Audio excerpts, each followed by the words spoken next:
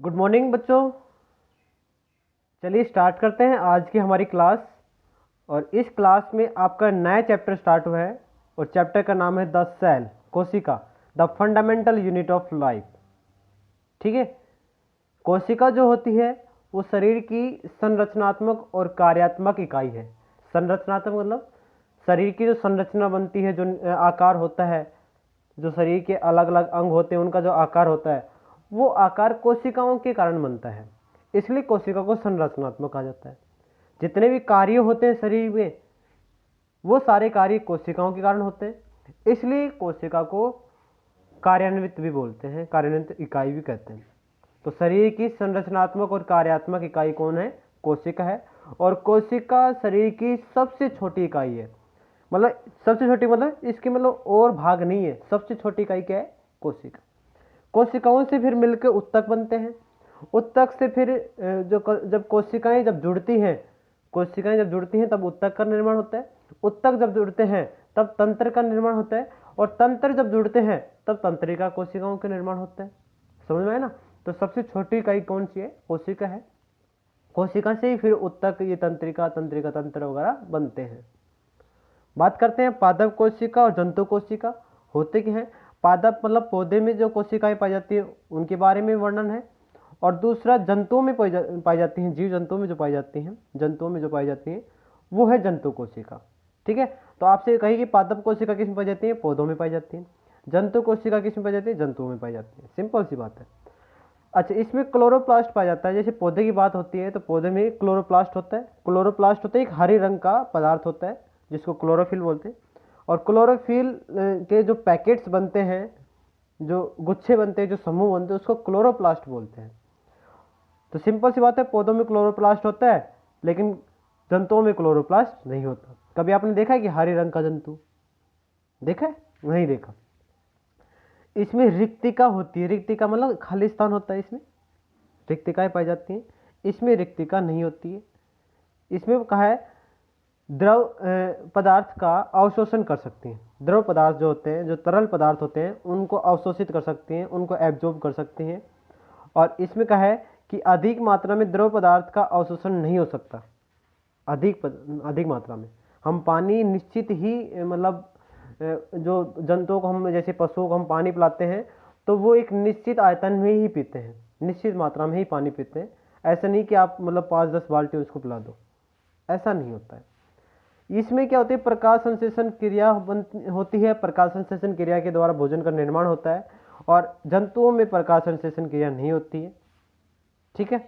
Next है कोशिका भित्ति सेलुलोज की बनी होती है। इसमें सेलुलोज से बनी होती है और इसी के कारण ये अपना भोजन खुद बनाते हैं। ठीक है। और इसमें क्या होती है? कोशिका भित्ति नहीं होती है। इसमें कोशिका भित्ति होती है और वो किसकी बनी होती है? सेलुलोज की। इसमें कोशिका भित्ति नहीं होती है। इसमें क्या पाए जाते हैं? लाइसोसोम्स पाए जाते हैं।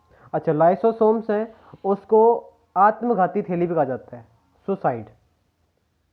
ठीक है। आत्मघाती मतलब ये क्या करती हैं? अपने आप को खुद ही मार डालती हैं, इसलिए इसको आत्मघाती थैली कहा जाता है। ये क्वेश्चन आप इंपॉर्टेंट है, नोट करके लिख लेना। आत्मघाती सेल कौन है? लाइसोसोम्स। ठीक है। सेल मतलब कोशिका। लाइसोसोम्स कोशिका आत्मघाती थैली के नाम से जानी जाती है। ठीक है। या फिर आप इसको ऐसे भी लिख सकते हो, लाइसोसोम कोशिका, लाइसोसोम कोशिका को आत्मघाती थैली भी कहते हैं। ठीक है, लिख लोगे ना? तो आज आपको पहला क्वेश्चन तो ये हो गया। आपसे आपको लिखना है क्वेश्चन नंबर कि पादप कोशिका तथा जंतु कोशिकाओं में क्या अंतर है, और वो अंतर आपको लिखना है इसी तरीके से, इसी पैटर्न में लिखना है। ठीक है। एक साइड मतलब इस तरीके से आपको, एक साइड में तो आपको लिखना है पादप कोशिका और दूसरी साइड में जंतु कोशिका लिखनी है। ठीक है, समझ में आ गया? उसके बाद बात करते हैं नेक्स्ट, आगे के पॉइंट कुछ है। इसमें क्या कहा है? सभी जीव सूक्ष्म कोशिकाओं से बने होते हैं। ठीक है। जितने भी जीव होते हैं वो सभी सूक्ष्म कोशिकाओं से बनते हैं, छोटी छोटी कोशिकाओं से बनते हैं, इसलिए उनको कोशिका कहा जाता है। सभी जीव की संरचनात्मक और कार्यात्मक इकाई है कोशिका। तीसरा पॉइंट क्या है? कोशिका में के आकार, आकृति और संगठन का जो अध्ययन है, मतलब उनका अध्ययन मतलब पढ़ना, अध्ययन का मतलब पढ़ना उनके बारे में कि इसका आकार कैसा होगा, इसकी आकृति कैसी होगी, इसका ये किस किस के साथ संगठन हो रहा है इसका। तो ये सारा जो अध्ययन किस में होता है, साइटोलॉजी में होता है। ठीक है, इसका अध्ययन क्या कहलाता है, साइटोलॉजी। तो आप लिखोगे, एक क्वेश्चन तो मैंने ये बता दिया।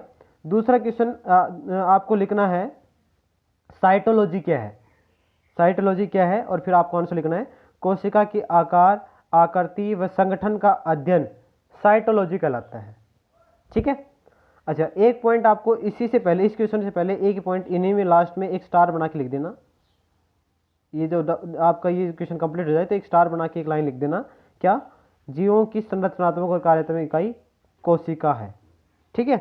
अच्छा, उसके बाद क्या है, सन 1665 में कार्क कोशिकाओं में रोबर्ट हुक ने कोशिका को देखा। इससे पहले भी कोशिका देख ली थी, और इससे पहले कोशिका देखी थी ये साइंटिस्ट था ल्यूहेनहाक। ठीक है, ल्यूवेनहाक, ये साइंटिस्ट का नाम है, थोड़ा अजीब सा है, इसको याद कर लेना, ल्यूवेनहाक। ठीक है, एंटनी ल्यूवेनहाक था, ये साइंटिस्ट था, सर्वप्रथम इसी ने कोशिका को देखा था। उसके बाद तो फिर कोशिका ने रोबोट होकर उसने भी कोशिकाओं को देखा, और वो जो कोशिकाएं देखी वो उसने कार्क कोशिकाओं में देखी। ठीक है। उसके बाद क्या है, नेक्स्ट पॉइंट, विभिन्न लक्षणों के आधार पर कोशिका में जीव द्रव्य सोल जेल स्थिति में होते हैं। सोल जेल मतलब एक मतलब चिपचिपे पदार्थ में होते हैं। ठीक है, जो जीव द्रव्य होता है कोशिकाओं में वो चिपचिपा पदार्थ होता है। क्लियर। नेक्स्ट है, प्रोटोप्लाज्म के विभिन्न संगठन में, प्रोटोप्लाज्म के विभिन्न संगठन में जल, आयन, नमक, इसके अतिरिक्त दूसरे कार्बनिक पदार्थ जैसे प्रोटॉन, कार्बोनेट्स, वसा, न्यूक्लिक अम्ल व विटामिन आदि होते हैं। समझ में आया ना, जो प्रोटोप्लाज्म है। आप इसका क्वेश्चन बनाना, अगला जो क्वेश्चन है ये वाला है, इसमें आपको लिखना है प्रोटोप्लाज्म क्या है। प्रोटोप्लाज्म क्या है, तो प्रोटोप्लाज्म क्या होगा, प्रोटोप्लाज्म का आपको आंसर लिखना है, क्या लिखोगे, जल, आयन, नमक तथा कार्बनिक पदार्थ जैसे प्रोटॉन, कार्बोनेट्स, वसा, न्यूक्लिक अम्ल व विटामिन आदि का संगठन होता है। क्या होता है, आदि का संगठन होता है। ठीक है, हो जाएगा नहीं क्वेश्चन। उसके बाद नेक्स्ट क्या है, नेक्स्ट इसने कहा कोशिका सिद्धांत का जो प्रतिपादन है वो जीव विज्ञान स्लीडन एवं स्वान ने दिया। अच्छा, कोशिकाओं की खोज किसने की, रोबर्ट हुक ने की। ठीक है, उसका जो प्रतिपादन दिया था, कोशिका सिद्धांत का जो प्रतिपादन दिया, वो साइंटिस्ट कौन कौन से थे, वो थे स्लीडन और स्वान। ठीक है, स्लीडन और स्वान ने क्या दिया था, कोशिका सिद्धांत का प्रतिपादन। तो एक क्वेश्चन ये भी बन गया, छोटा सा क्वेश्चन है, क्या है इसमें, क्या है आपको लिखना है कोशिका सिद्धांत का प्रतिपादन किसने दिया, और आंसर आपको लिखना है स्लीडन व स्वान ने। ठीक है। अच्छा, उसके बाद फिर आगे एक और क्वेश्चन आपको बनाना है, उसमें क्या लिखना है कि कोशिका सिद्धांत का प्रतिपादन क्या है, कोशिका सिद्धांत का प्रतिपादन क्या है। तो उसमें आप लिखोगे सबसे पहला पॉइंट, सभी पौधे व जीव कोशिकाओं से बनते हैं। चाहे कोई भी जीव हो, हम मान लेते मनुष्य हम हैं, हम भी कोशिकाओं से बने हैं। जितने भी जीव हैं, जितने जंतु हैं, जितने पौधे हैं, सारे किससे बने होते हैं, कोशिकाओं से बने होते हैं। पहला पॉइंट तो ये हो गया। दूसरा, कोशिका जीवन की मूल इकाई है। जीवन की मतलब जीवन जीने की जो जितनी प्रक्रियाएं होती हैं वो सारी की सारी कोशिकाओं के कारण होती हैं, इसलिए कोशिकाओं को जीवन की मूल इकाई कहा जाता है। तीसरा पॉइंट क्या कहा उसने, सभी कोशिकाएं हैं पूर्व निर्मित कोशिकाओं से पैदा होती हैं। जितनी भी कोशिकाएं जो निकलती हैं उससे पहले जो कोशिकाएं बनी हैं उनसे निर्मित होती हैं। जैसा कि अभी हमने पहला पॉइंट हमने पढ़ा था कि सभी जीव सूक्ष्म कोशिकाओं से बने होते हैं, इसलिए उनको कोशिका कहते हैं। जिन कोशिकाओं से बनते हैं उनको कोशिका कहते हैं।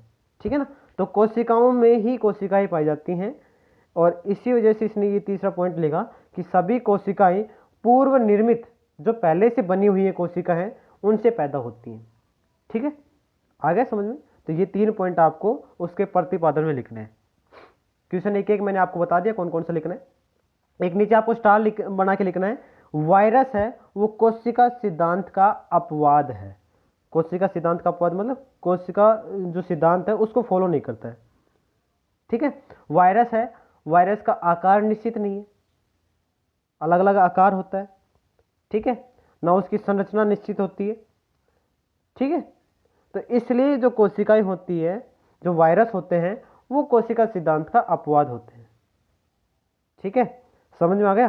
तो इस तरीके से आपको बस आज इतने ही करने, इतने ही क्वेश्चन आपको करने हैं, इतने ही पॉइंट आपको समझने हैं। कोई पॉइंट अगर आपको समझ में नहीं आया है तो आप हमें रिप्लाई या कमेंट करके पूछ सकते हैं।